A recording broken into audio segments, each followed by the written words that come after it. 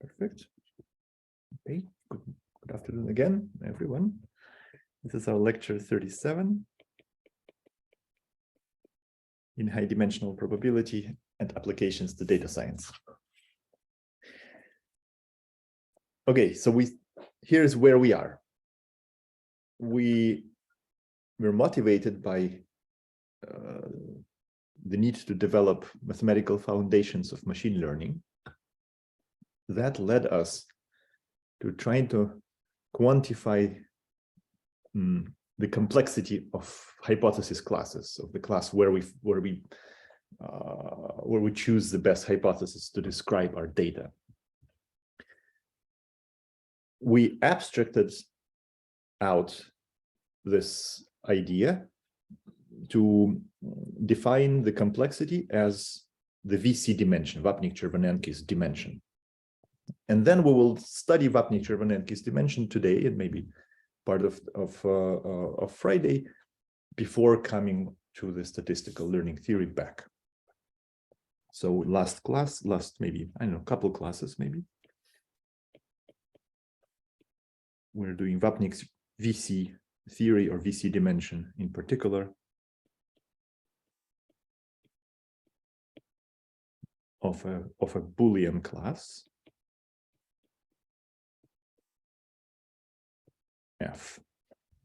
Boolean means that functions from this class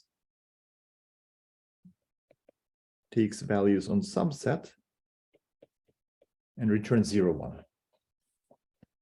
So VC dimension of a Boolean class F denoted VC of F is the largest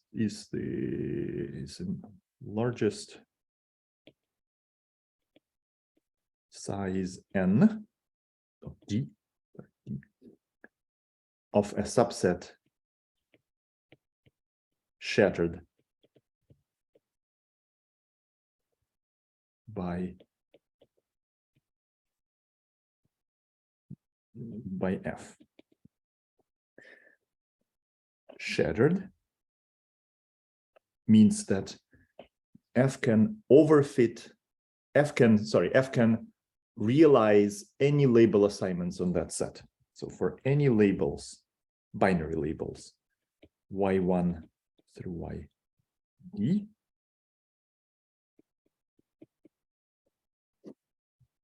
one can find the function in the class that realizes these labels. F of x1 is y1, etc. F of xd is yd. It's a little technical definition, but really what it says that VC dimension captures the ability to overfit the data of the function class. If there are, let's say, 4 points on which any possible function is realized, any possible behavior plus 0, 1, then the VC dimension is at least 4. And VC dimension is the largest number of points that F can overfit. So heuristically, VC of F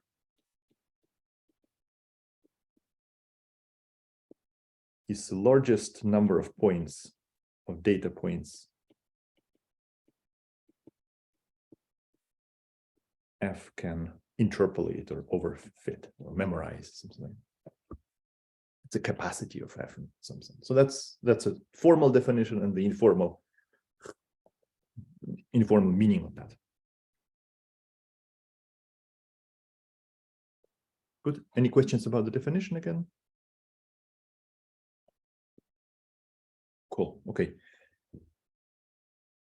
The most important result about VC dimension probably is Sauer-Shelah lemma, which we proved last class.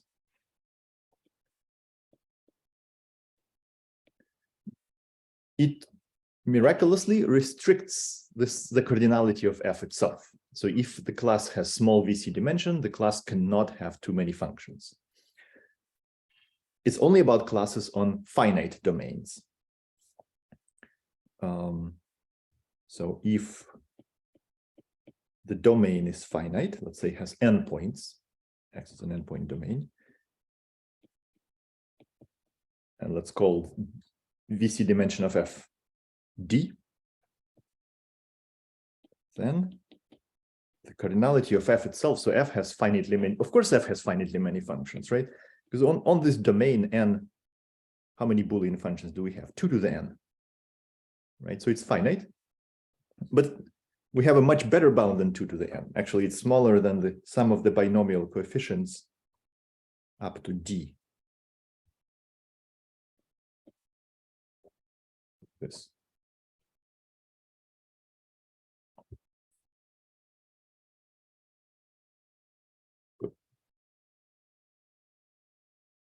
Good. Any questions? That's where we are at this point.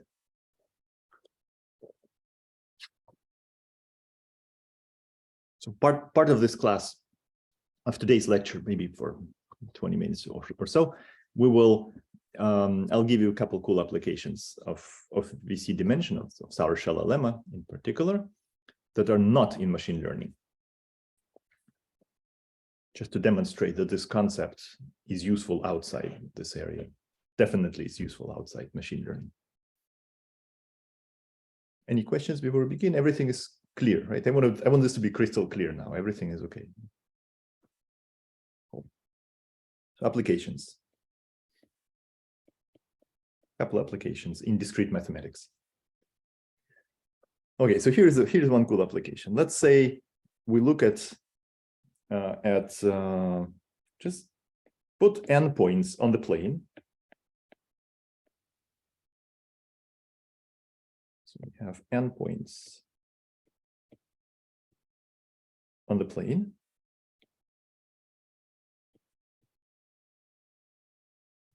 And the question is, how many subsets of these points can be cut off by circles? Let me explain what I mean. So for example, these 4 points, this 4-point set, subset of X can be cut off by a circle. And so is, let's say, this 3-point set and a 1-point set cut off by a circle, and some 2-point sets are cut off by circles. But for example, not every set is cut off by a circle. So for example,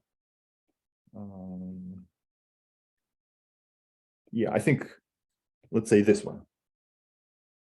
This 4-point set cannot be cut off by a circle.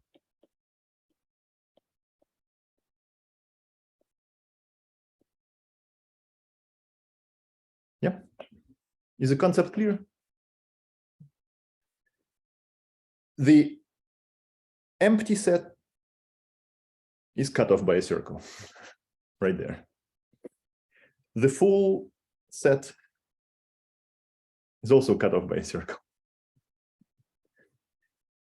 All individual points, so any 1-point subsets, are also cut off by circles, but not all subsets are cut off by circles. So how many? How many subsets can be cut off by a circle? And for example, is it polynomial in n, in the number of points? Is it exponential in n? I don't know. So this is a cool question.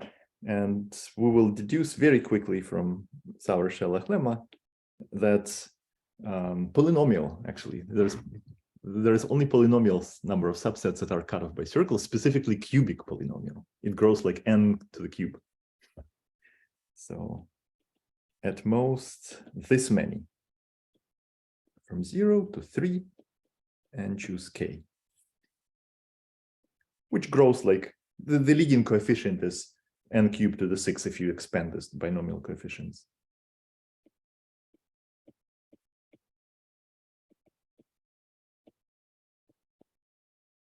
So that's our result. Oop. Yeah, This is a result that we'll prove shortly. Actually, it's a very simple proof. It's just we'll just interpret this result as a Sauer-Shelah lemma.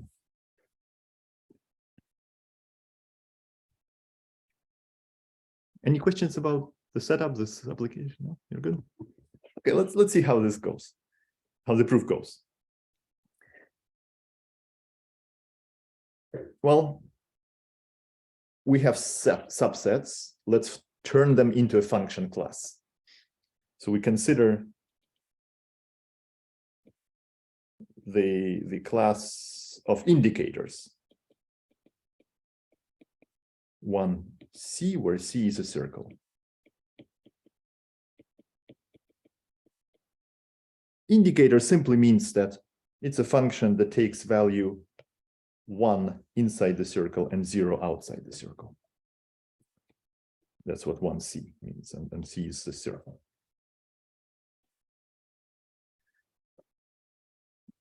Then the VC dimension, I'm not sure if we mentioned that one of these classes, but we have a lot of examples. So VC dimension of that is finite. Yeah, we did mention this, I think. We did have this example of the circles. The VC dimension is finite. It actually is 3. To kind of mentally remember this fact, you may want to just think how many parameters can a circle be described with? 3 parameters, right? The center, so x, y coordinate of the center, and r, the radius. So x, y, r, 3 parameters, and usually VC dimension is a number of parameters, not always, but usually. So that's 3. Okay, cool. Unfortunately, the function class has a domain which is R2, the plane, right? The function is plane, and the plane, unfortunately, is infinite.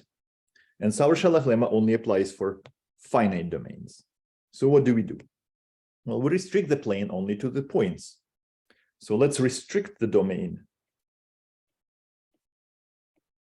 The domain of each function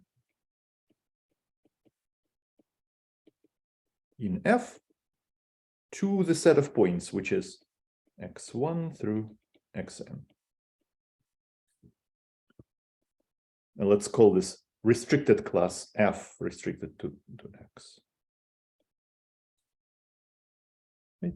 So instead of looking at the functions that take values on the entire plane, we just ask that we make these functions only take values on the points and disregard everything else. Is this clear? Yeah, that's restriction. Well, so now we're in good shape. Now, x, we have x, the domain. It is an n-point set. The VC dimension is 3 of the original class. The VC dimension of the restricted class, of course, it is smaller. Just think what VC dimension is. Right? It's definitely, restriction definitely makes it smaller. And so Sauer-Shelah lemma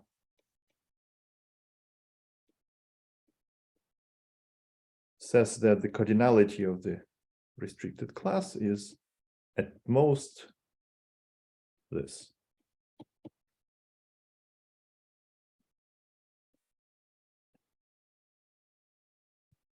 That's it. Then we just need to reinterpret back. What is this really? This set consists of all indicators of x on F on X, where C is a circle.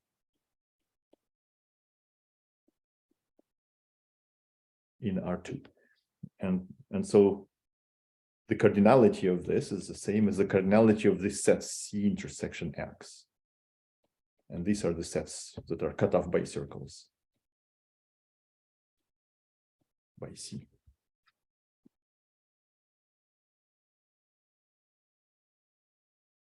No, it doesn't mean the set radius to 0. No. It means restricting means that I'm just restricting the domain of F to these points. So for example, let me give a specific example. Here, let's say we have this circle, right? So previously the function took value 1 on the circle and 0 outside before restricting. Now the function takes value 1 on these 3 points and 0 everywhere else and 0 on the other points. Okay, so it's a function on these points specifically.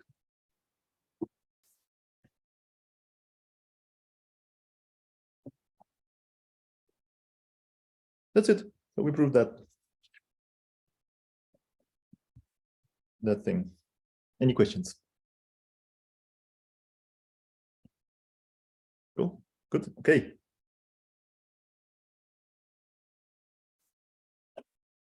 Next application.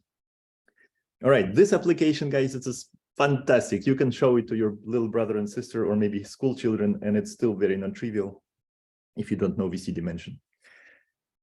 So this is what I was thinking when I was like 5 or 6 or 9. I was drawing these lines, and maybe you did this too. And I thought, how many regions do lines generate in the plane? So if you take scissors, maybe, and cut the plane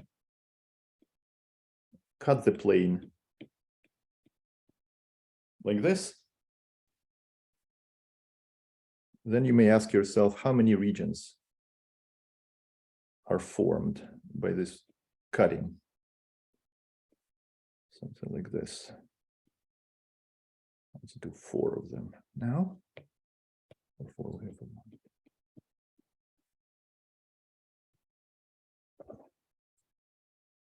Let's say if we have 2 planes, 2 lines,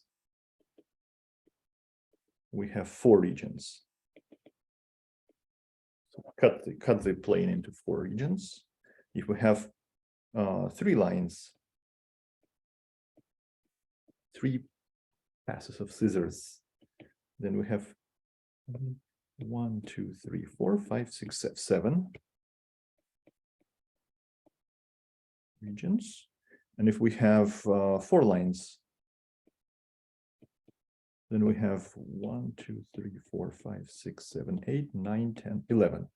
We have 11 regions, and so on. Is there a formula? What does these numbers mean? 4, 7, 11. Is there a pattern to this? How do they grow? Do they grow again exponentially or polynomially in the number of lines?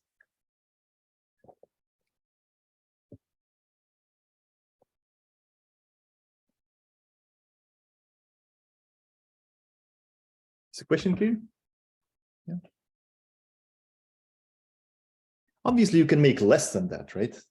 Instead of making 7 regions, we can make 6 regions by making like lines intersect in the middle. So we can always make less than the number stated here.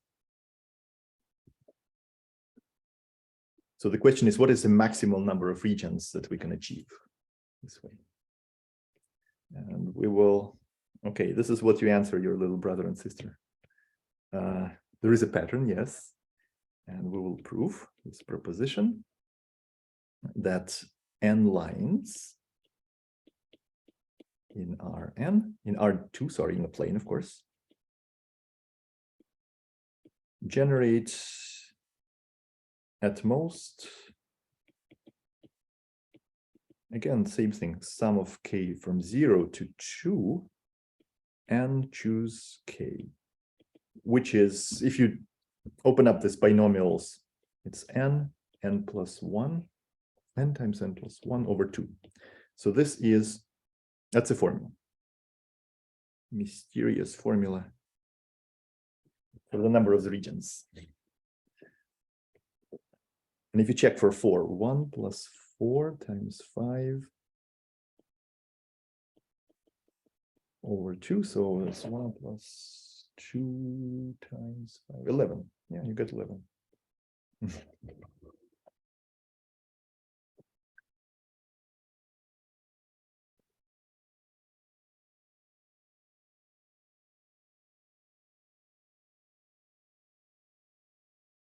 Any questions? Yeah, we'll deduce it from Sauer-Shelah lemma again. You may guess from this form of the answer.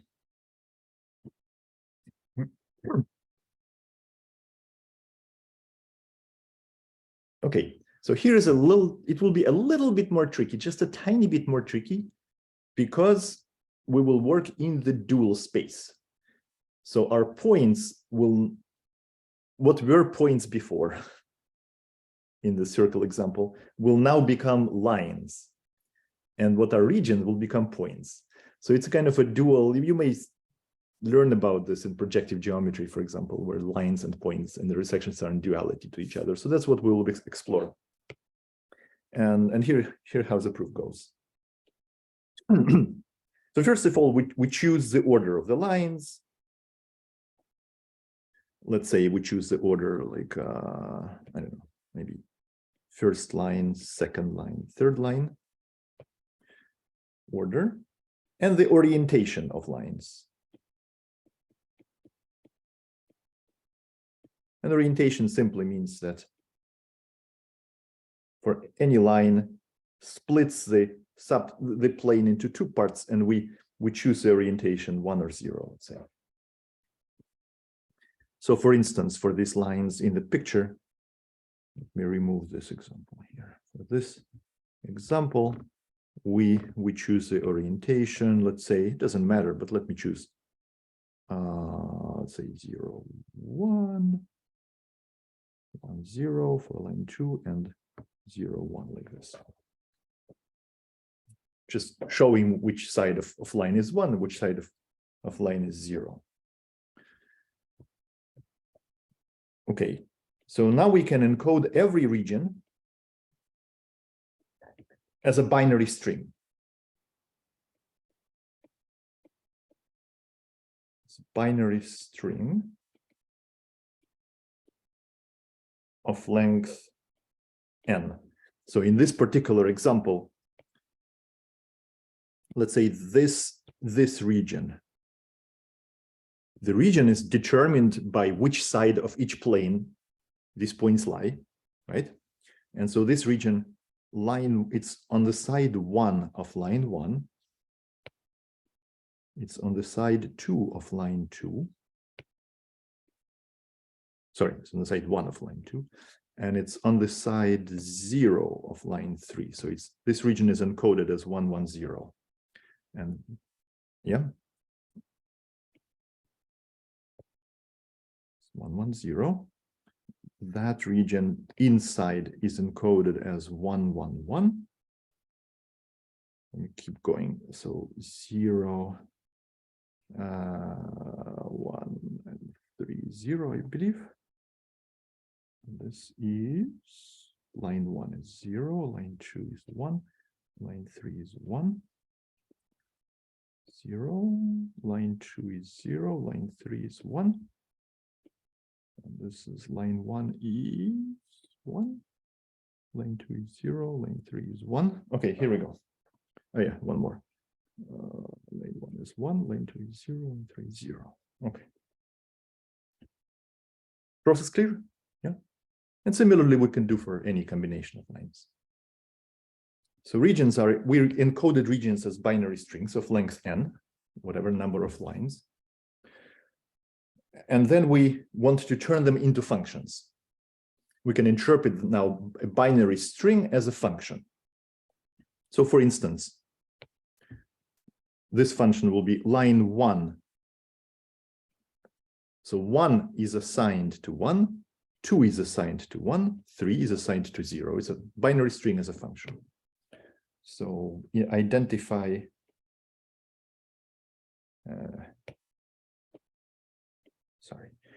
now we identify each binary string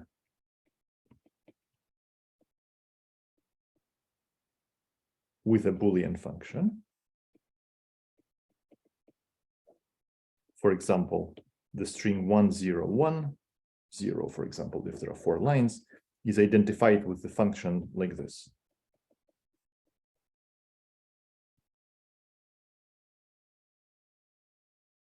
In a canonical way. So that's, and we call the, and then we call these functions, call this set of these functions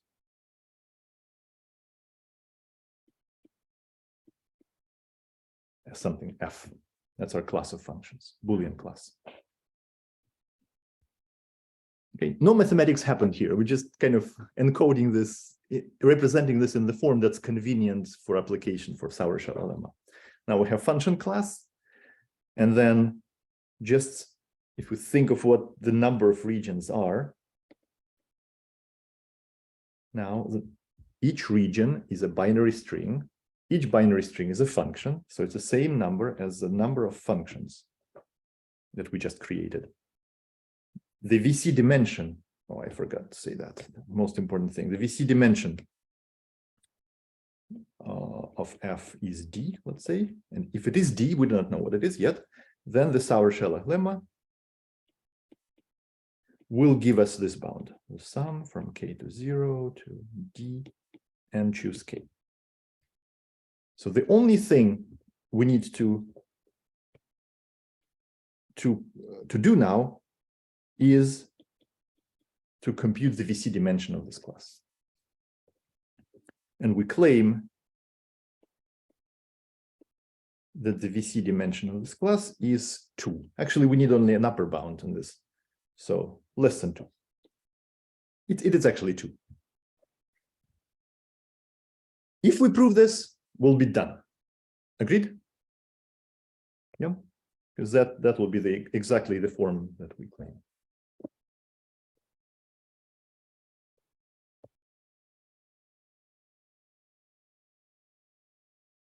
Okay, now let's just think. Let's say in words. Assume the VC dimension is not 2. Assume it is 3 or higher. What does that really mean? It means that there exists a 3-point set that is shattered. The points are not points in us, they are lines, right? So there are 3 lines that are shattered. What does shattered mean? Shattered means that they must generate all possible functions. The functions are binary strings. So this means that the 3 lines must generate all possible regions, 0, 0, 0, 0, 0, 1, 0, 2, 0, 1, 0, 0, all 8 regions. 2 to the 3 is 8. And that's impossible.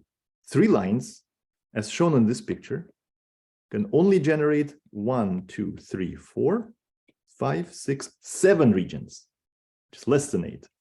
You can never cut a plane into 8 regions with 3 lines. And that's why they don't shatter. And that's why the VC dimension cannot be 3. Okay, is my process of thought clear? Okay, so now we're kind of going back from functions to regions. So assume the contrary. Let me write this. Let's write this down. So assume the contrary, that VC dimension of F is at least 3. This means that there exists a 3-element subset of the domain, which is from 1 to n, shattered by our function class. These 1 through n, they're lines. So this means that there are 3 lines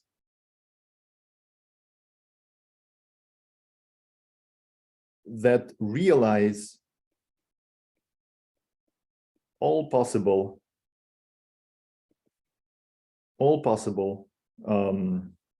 binary strings.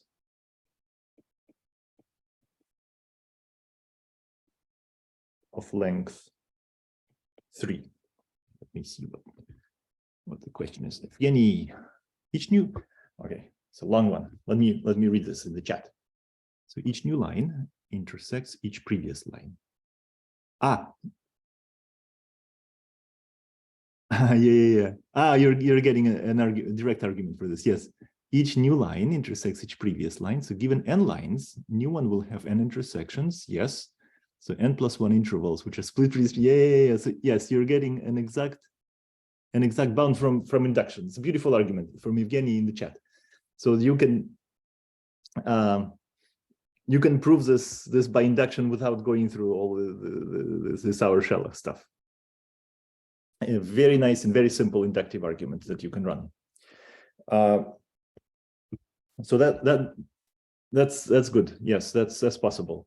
What is what I was going to say, why we're doing this, is that this argument is so flexible that it generalizes well to more complicated scenarios that this inductive argument doesn't generalize to.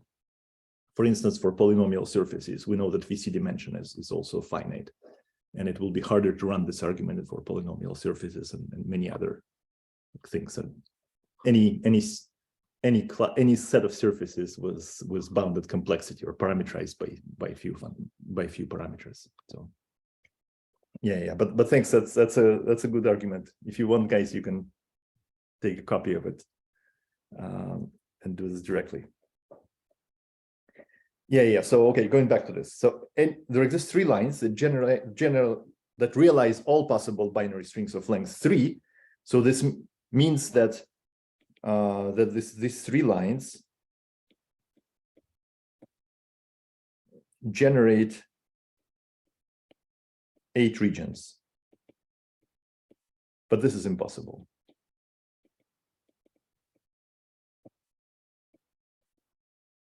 This is impossible. The maximum number of regions is 7.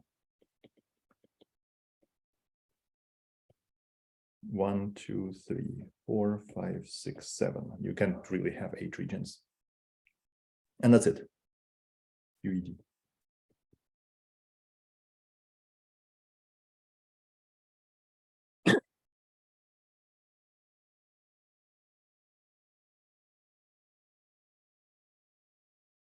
Good. Any questions?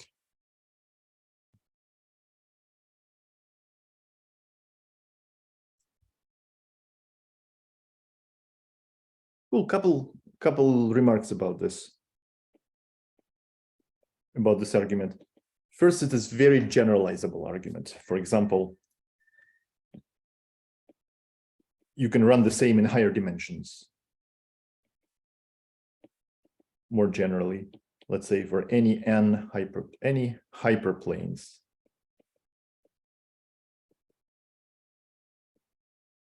in d-dimensional space generate at most this many regions, not surprisingly.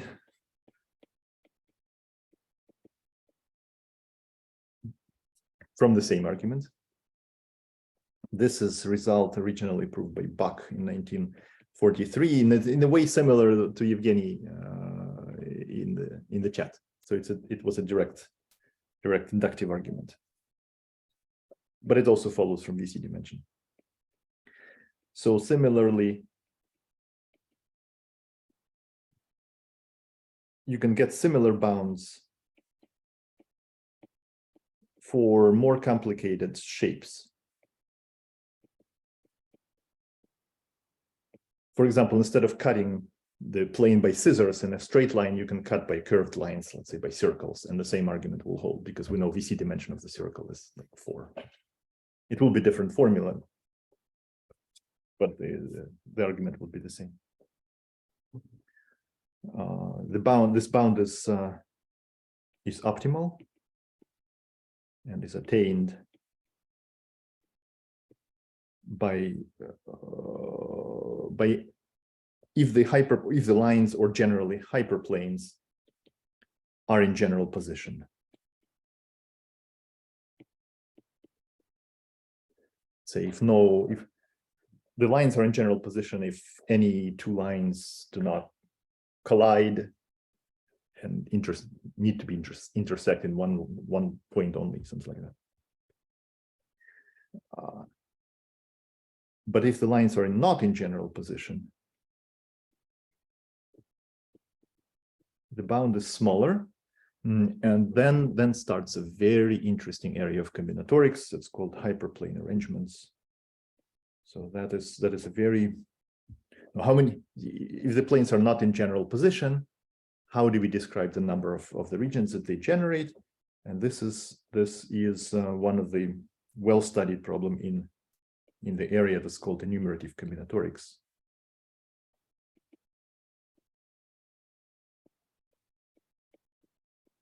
Specifically, the sub-area of it is called hyperplane arrangements.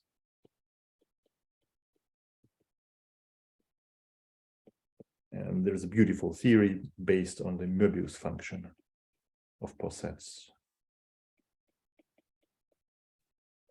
And the specific formula is called Zaslavsky formula.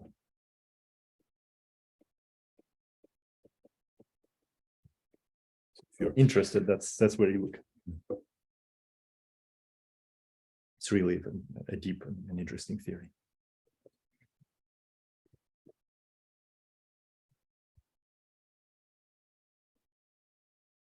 Good.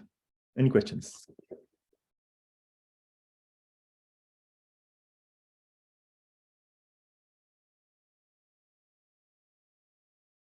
Good. Okay, so we introduced VC dimension. We showed a little bit of like a flavor of its applications in combinatorics. And now we will change our course and slowly back toward the machine learning. Specifically, we will now find applications of VC dimensions in probability, which will then be directly applicable to machine learning, and then we'll go to machine learning. But I would like to make one more stop at probability theory per se, before we go back to specifically to machine learning. So this will be an application to empirical processes.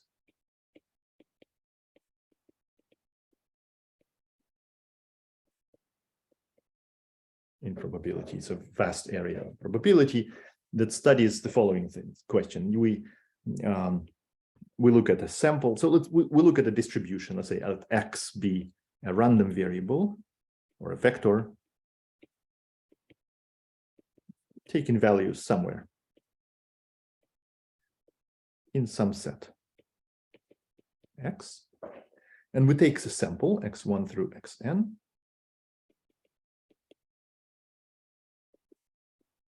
Independent sample, or let's say independent copies of X, meaning that these random variables are distributed the same way as X, but they are independent. And then this is our data. And then we look at some statistics of the data. So we would like to compute the expected value of f of X, where f is some kind of statistics. Maybe say the mean, for example. The mean would be X, just f equals identity, or the variance, or something else, or a quantile.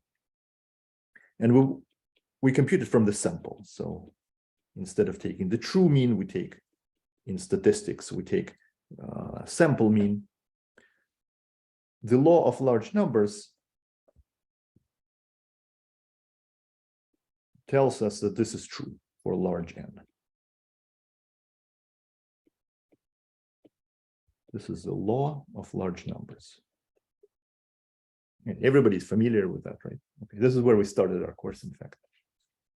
Okay, the error here, the deviation between the sample mean and the true mean. So we take the error, let's say we do this expected value of the absolute error, we can bound from the variance. So we first say that instead of taking absolute value, let me do the square and then take the square root. This is because L1 norm is less than L2 norm. So on the left, there is L1 norm, on the right, there is L2 norm.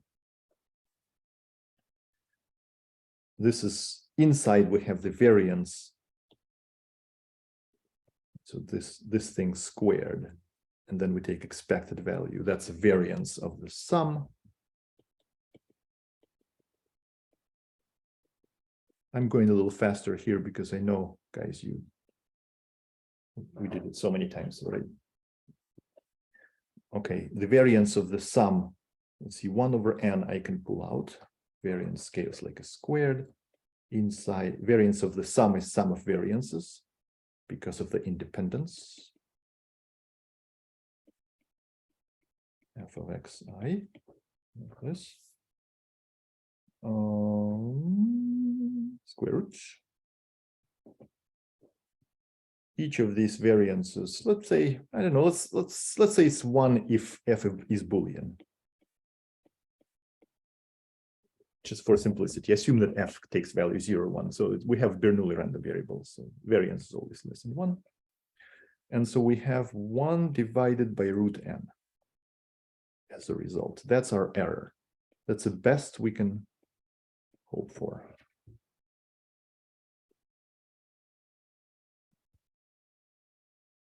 Okay, so if you want to compute some statistics of the sample, then the error goes down at the rate 1 over root n with the size of the sample. All right, we know that.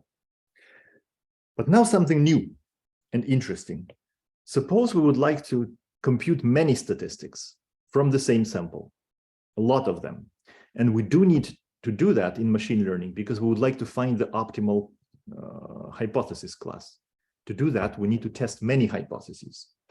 A lot of them, possibly infinitely many hypotheses. Just to fit a line, we need to test a lot of hypotheses. So if this is true, meaning that we can still have good error like this, uniformly over many functions, let's say over a class. Over, let's say, let's be bold here, over all functions, over all Boolean functions.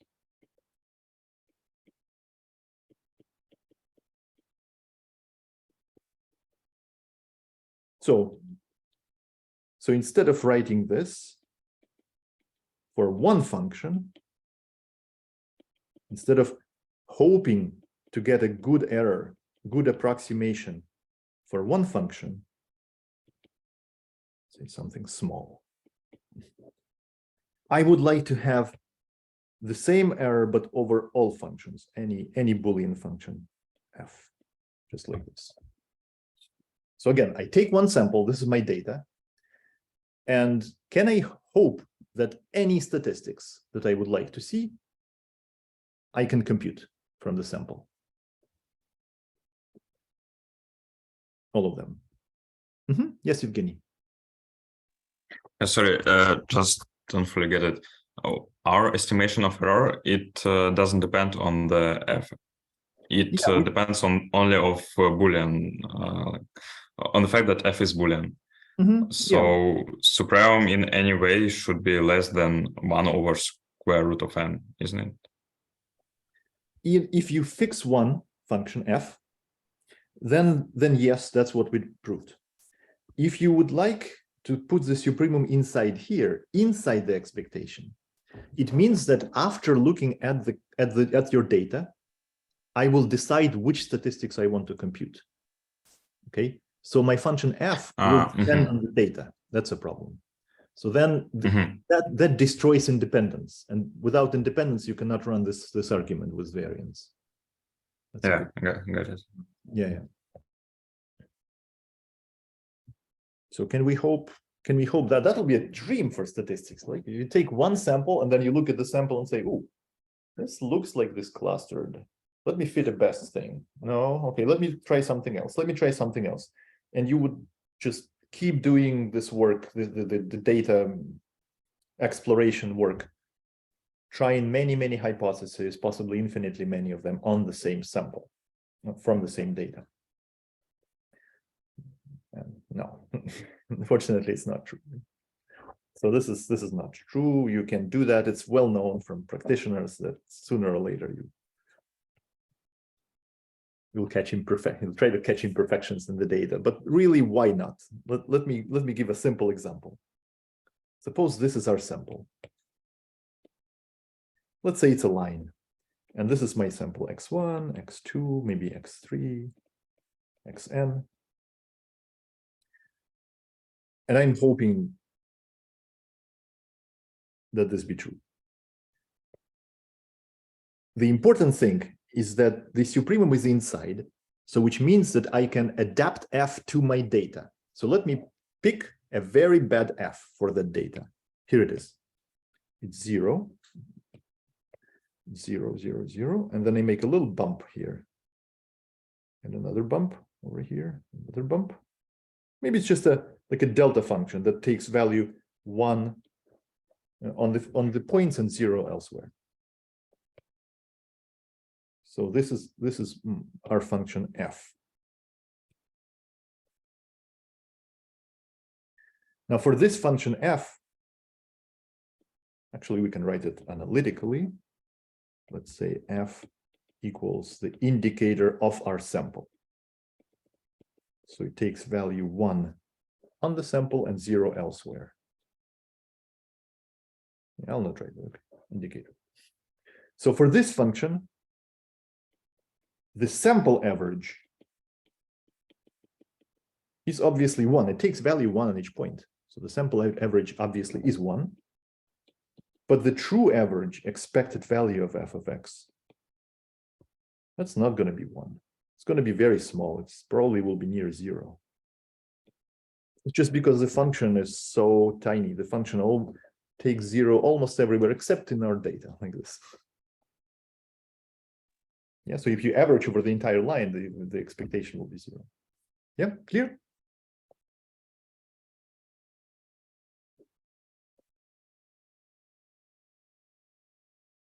Good. Okay, so we cannot hope in statistics or machine learning, the data science, we cannot hope just to take one sample and then be able to get any possible statistics from that sample. Okay. Now, by looking, yes, Evgeny, go ahead. Yeah. So expectation of f of x, it can be 1 if x is discrete. So it's only for continuous x. Yeah. Yeah, for continuous x. Let's say x. Yeah, let's say x is a normal random variable, just to be specific. Then expected value of f of x will be 0. Will be exactly 0 effect. Because it takes value only at a finite number of points. Yeah, so what's the problem with this function? This function overfits the data. That's clear, right? It just looks at the data and exactly interpolates at these points. And that is a bad function. That's what makes the whole dream of having something like this wrong. Let's exclude such functions. Let's exclude very, very bad functions that overfit a lot of data. How do we do that? Well, now we know how to do this. That's what VC dimension is for. Let's restrict the VC dimension. That will restrict the number of points that it can overfit, and then maybe there is hope. And that's exactly what is true, and that's called the uniform law of large numbers.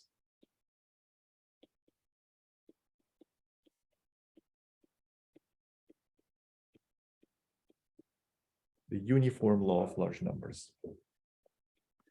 If f is any Boolean class with finite VC dimension,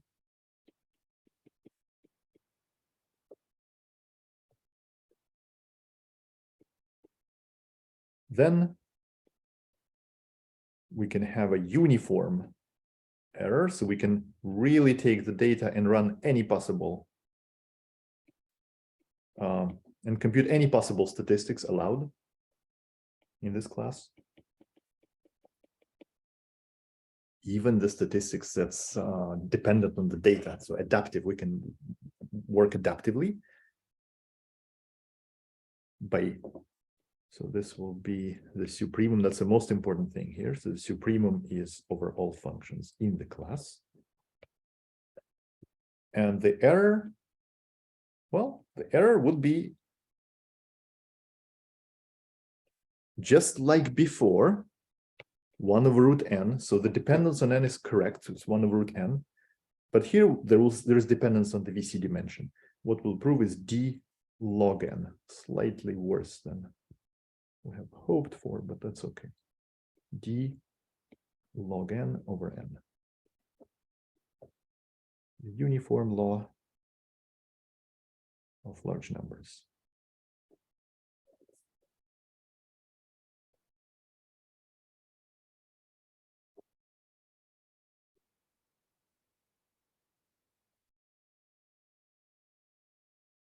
A beautiful deep result.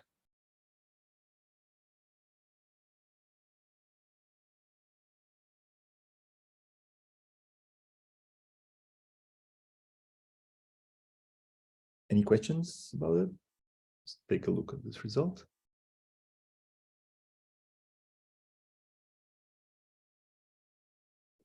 Yeah, I should have said that this is true for whatever distribution. In fact, it doesn't matter.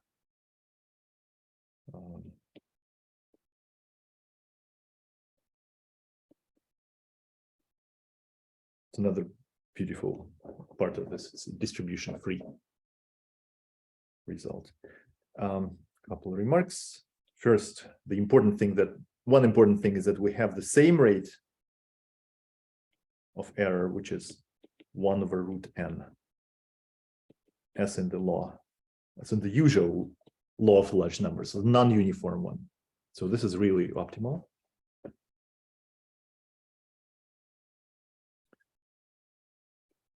Second thing, if you look at the literature, if you need this, this is called this result is about empirical process. So this thing is called the empirical process. Let's mark it down. So sum 1 to n f of xi minus expected value of f of x. Now for each sample, it is this thing, the error is random, so it's a random variable, right? So for each f, for each point, for each function f, it is a random variable. And if we look at all these random variables collectively for all f, that is called an empirical process.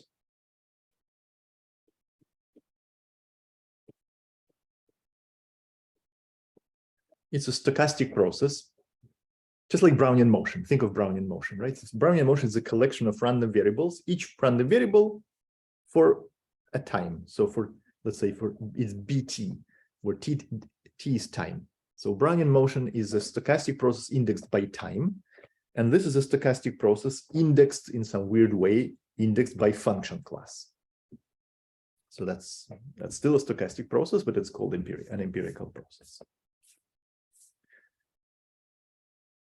What we will do next class is we will prove this theorem.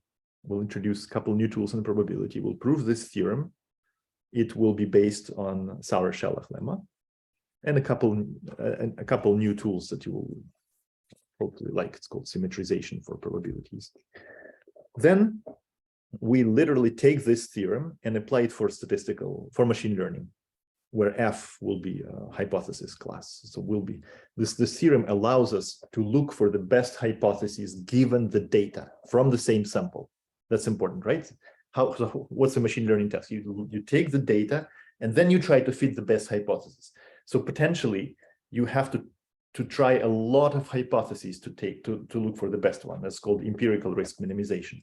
So you run a lot of hypotheses, a lot of fits, and take the best fit. To be able to run a lot of fits, a lot of statistics on the same sample, you need something like this. Because this statistical fit will be adaptive to the data. So that's why we're doing this. Good. But today we can stop here.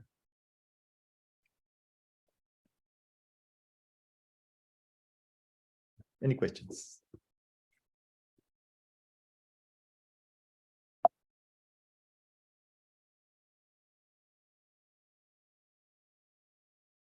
Hey guys, anything else you want to do? Sorry, one question about this theorem. This condition that UC dimension is less than infinity, how large this class F can be with this condition?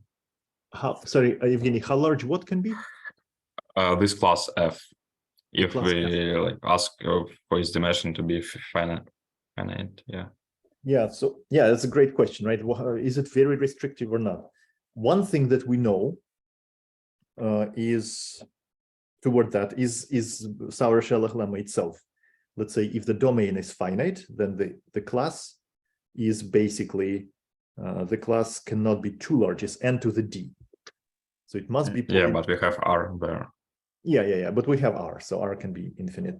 And then you can just look at just think of the meaning of the VC dimension, intuitive meaning. It is a number of parameters that you parameterize your functions in F. So for example, if you look at polynomials of degree D, then the VC dimension will be D. So if here you would like to run any polynomial fits like this of degree d, then the class, then d will be the degree of polynomial. It's not bad. It's actually good, I think. Yeah. What do you think? Yeah. I thought it's more but worse. So like all polynomials of degree less than d included. Yeah. Let me be more specific. So if you have that's polynomial in R, but polynomials of degree d in R, we're running into the D thing. Let me do the of degree R in RD. Okay, D is dimension and R is a degree. So how many of them do we have? Let's see. It's basically so if you forget what VC, which I am, what the VC dimension of that class is, we can reconstruct it from memory the following way. How many parameters are needed to specify a polynomial? Well, it's how many coefficients does it have? Okay, so we look at the monomials. How many monomials do we have? There is about d to the r, I think. Sorry, which one is? Yeah, d to the r. So it's d variables. Yeah, in d variables. Right, so if you have d variables and degree r, that means that every monomial, there's d to the r monomials, about that number. Okay, so that's how many?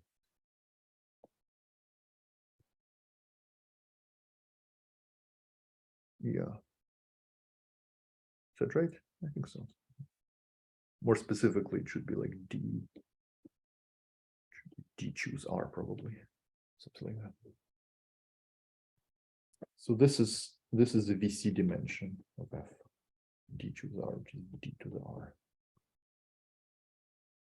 It's okay. I think it's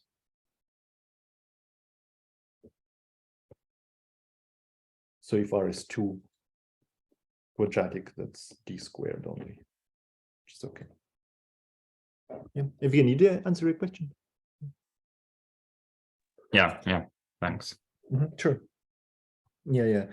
And for let's say, if you remember the neural networks, if you have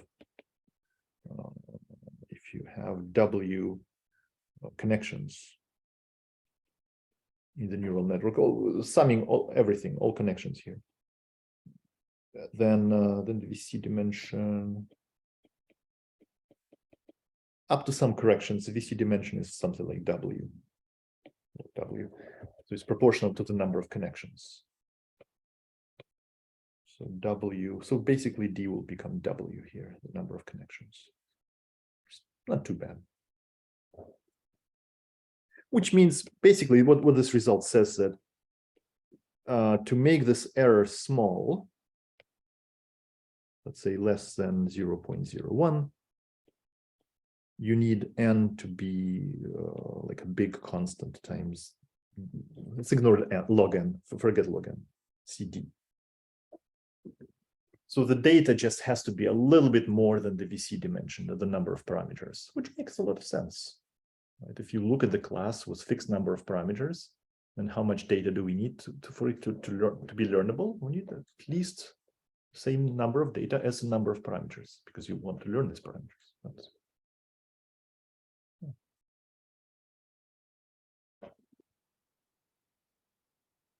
You have a neural network with W connections. We need how much data? Just a little bit more than the number of connections in neural network.